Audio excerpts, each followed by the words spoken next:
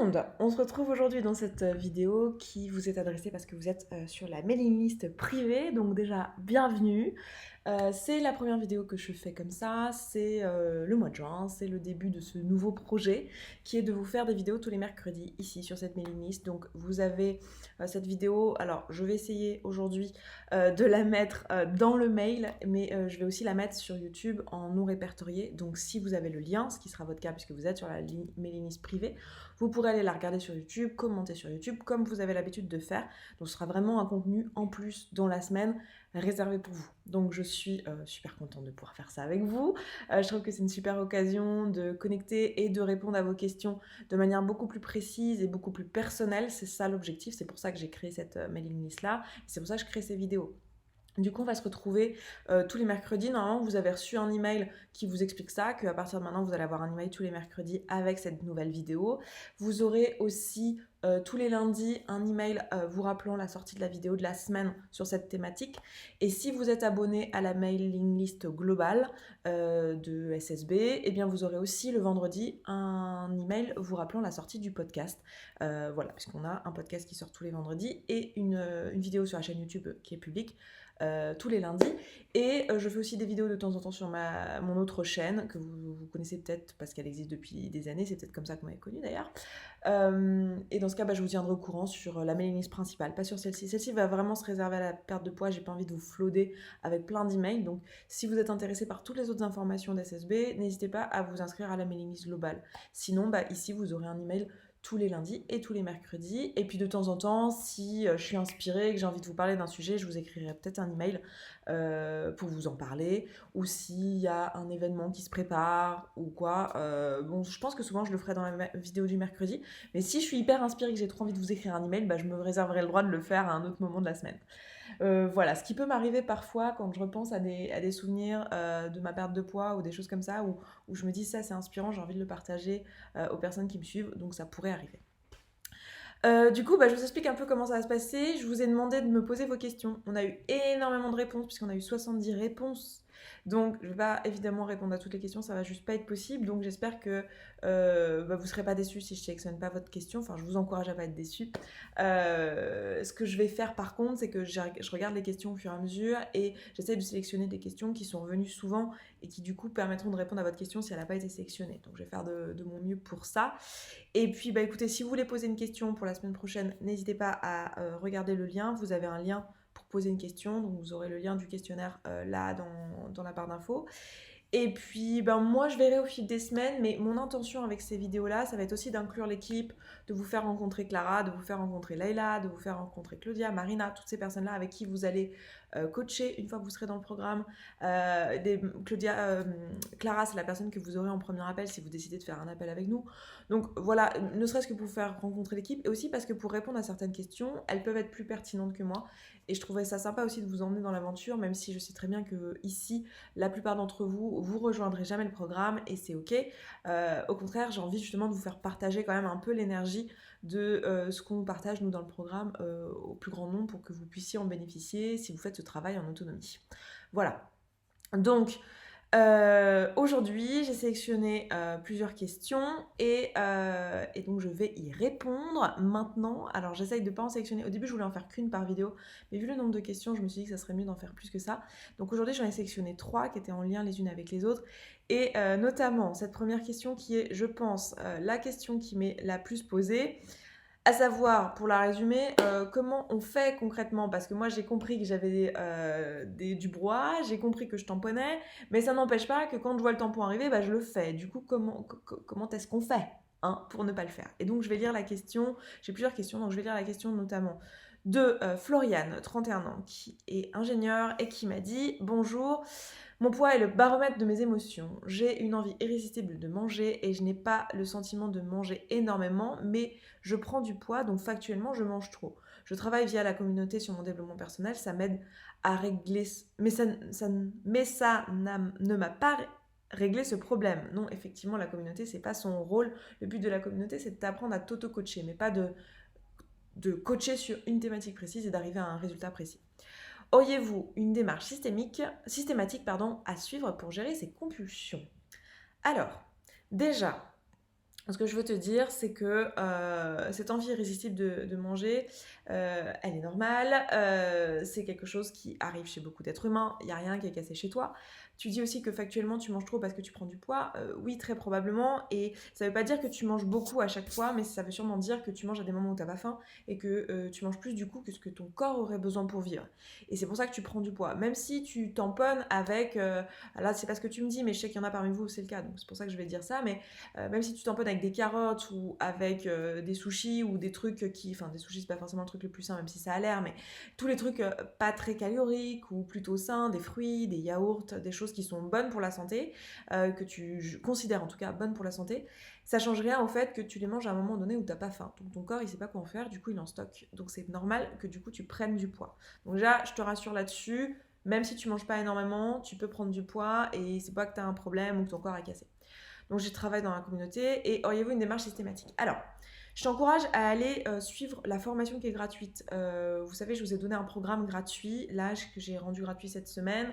Je vous mettrai de nouveau le lien dans la barre d'infos de cette vidéo sur YouTube, si vous voulez aller le voir. Et dedans, donc j'ai un atelier, donc c'est pas mal d'heures d'atelier, donc il faut prendre le temps d'aller le regarder. Mais je t'encourage en particulier à regarder deux outils. Il y a un outil qui s'appelle la lettre à soi-même et il y a un autre outil qui s'appelle après un tampon. Donc c'est deux outils que je t'encourage à aller regarder, ça va répondre à ta question et ça va te permettre d'avoir une démarche systématique pour gérer ces compulsions. Et c'est un travail en fait qui se fait avec ces outils-là et en général, pour le coup, c'est vraiment un sujet sur lequel... La raison pour laquelle je dis pas le comment en détail dans les vidéos, c'est parce qu'en fait le comment c'est du coaching. En fait, il te faut quelqu'un qui aille voir avec toi pourquoi tu manges à ce moment-là, quelle est la raison de ta compulsion, est-ce que c'est quelque chose qui est de l'ordre qui relève de la thérapie et dans ce cas te renvoyer vers une thérapie, à ce moment-là au moins le temps de débloquer ça. Est-ce que c'est quelque chose qui est de l'ordre des pensées auxquelles tu as accès, donc du conscient et sur lequel on peut aller travailler en coaching en allant regarder chacune des pensées, en les dégommant les unes après les autres pour plus que tu les aies, pour que tu puisses passer au-delà. Mais ultimement, ça va d'abord te demander un travail d'observation et ça tu peux le faire avec les deux outils que je t'ai mentionnés. Ensuite, la question suivante que j'ai sélectionnée, c'est celle de Magali, qui a 42 ans, qui est chef de projet, et qui me dit « Quoi qu'en disent Dr Zermati, les défenseurs du jeûne intermittent, après 3 ans à tester des méthodes de perte de poids sans régime, avec des guillemets, pour une prise de 14 kg au final, mon expérience me mène à penser que seul le déficit calorique fonctionne sur le corps pour consommer le gras. Je dois me contraindre subtilement, mais me contraindre quand même. Pensez-vous que la notion de contrainte du corps, intelligente certes, soit nécessaire dans la consommation du gras par notre corps? Alors, je vais prendre une petite gorgée là. Est-ce qu'il faut contraindre? Alors là, je sens de la frustration dans ton message, Magali, et je pense qu'il y a beaucoup de femmes qui se reconnaissent, et beaucoup d'hommes aussi qui se reconnaissent là-dedans. Tu as tout testé, des méthodes sans régime. Moi aussi, je parle de sans régime, mais au final, je te parle quand même de mettre de l'attention sur ton alimentation, de choisir ce que tu vas manger, à quel moment, etc. Du coup, il y a la notion de contrainte derrière. En fait, ce qu'il faut comprendre, c'est que pour ne plus avoir notion de contrainte, c'est-à-dire pour manger comme quelqu'un de ce que j'appelle naturellement mince, c'est-à-dire ne plus penser à la nourriture H24, juste manger quand t'as faim, t'arrêter quand t'as plus faim, te faire plaisir quand t'as envie de te faire plaisir et que ça n'ait pas de conséquences sur ton corps parce que ça ne part pas en sucette, parce que tu ne manges pas plus que t'as faim en réalité et toutes ces choses-là. Pour que ça t'arrive et que ça soit un non-sujet, que ça soit un non-brouhaha, il faut avant que ton corps soit calibré et que tu sois en mesure, à la fois émotionnellement, au niveau de tes pensées et au niveau de ton physique, de respecter ça. Et de respecter ton corps et de suivre ses sensations. Et ça, pour l'instant, pour la plupart d'entre nous, quand on arrive à ce travail-là, en fait, et quand on a fait plein de régimes, on n'en est pas capable. Donc, il va falloir apprendre à faire ça. Et pour apprendre à faire ça, oui, tu vas être obligé de mettre de la conscience sur ton alimentation. Donc, ça va ressembler à de la contrainte. Mais c'est toi qui choisis ce que tu vas faire comme contrainte.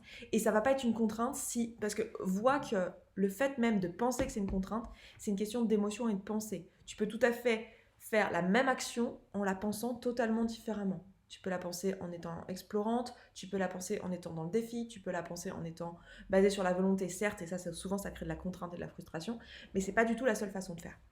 Mais effectivement, tu vas devoir passer à un moment donné par le fait que ton corps va devoir apprendre à utiliser le gras. Tu vas devoir, toi, dans ta tête, apprendre à lâcher prise sur toutes les pensées qui font que actuellement tu vis comme une contrainte le fait de ne pas manger de dessert au restaurant ou le fait de ne pas te resservir. Qu'est-ce que tu te racontes? Quelle est l'histoire que tu te racontes à propos de ça? Pourquoi c'est grave? Parce que clairement, la personne qui est naturellement mince à côté de toi, elle, c'est pas grave de pas manger un dessert si elle a pas faim, tu vois. Ça lui pose pas de brouhaha, elle est pas en train de se prendre la tête là-dessus, c'est pas une contrainte, c'est pas une frustration, tu vois. Et pourtant, elle fait cette action-là. Donc toi, il va falloir que tu apprennes à ton cerveau à faire ça et à le faire tout en restant toi-même. C'est-à-dire que tu as des goûts, tu as peut-être des trucs qui sont importants pour toi dans la bouffe, et pourtant il va falloir que ça tu le gardes parce que c'est ton identité, c'est des trucs qui te plaisent, t'as peut-être une image de toi de bonne vivante, ou tu as des trucs qui te parlent, et donc il va falloir que tu trouves le juste milieu entre trouver des nouvelles pensées qui vont te permettre d'avoir un résultat que tu veux davantage à terme, et donc apprendre à ton cerveau à penser différemment dans ces situations-là, tout en respectant qui tu es vraiment. Donc oui, tu vas devoir passer par un moment donné où tu fais un déficit calorique, que tu le fasses par le biais d'un jeûne intermittent, que tu le fasses par le biais de l'arrêt des sucres raffinés, peu importe, mais effectivement, ton corps t'a compris, hein, ton corps n'est pas magique, il va falloir effectivement que tu mettes de la conscience sur ton alimentation. Mais le but à terme, c'est que tu n'aies plus besoin de mettre cette conscience-là, qu'en mettant cette conscience-là, tu apprends à ton corps à ressentir ces sensations de faim et de satiété, que toi, tu vas pouvoir les retrouver, les avoir clairement et donc les suivre. Et il faut qu'émotionnellement et mentalement, tu fasses aussi le travail pour qu'une fois que les sensations physiques sont là, tu puisses les suivre et que tu aies envie de les suivre. Et pour ça, il ne faut pas que tu te racontes l'histoire que c'est super grave de ne pas manger de dessert quand tu n'as pas faim, que c'est super grave de ne pas manger une crêpe dans la rue parce que tu en vois une, et que c'est super grave de dire non à un cookie au milieu de ta journée. Donc pour ça, il va falloir aller bosser là-dessus. Sinon, effectivement, ça ne suffira pas et tu vas reprendre tout le poids après. Parce que ton identité n'aura pas évolué. Tu n'auras pas, toi, foncièrement changé en tant que personne. Tu continueras à penser de la même manière, à vivre les mêmes émotions. Tu auras juste changé tes actions sur un moment restreint. Et après, ces actions vont revenir au galop.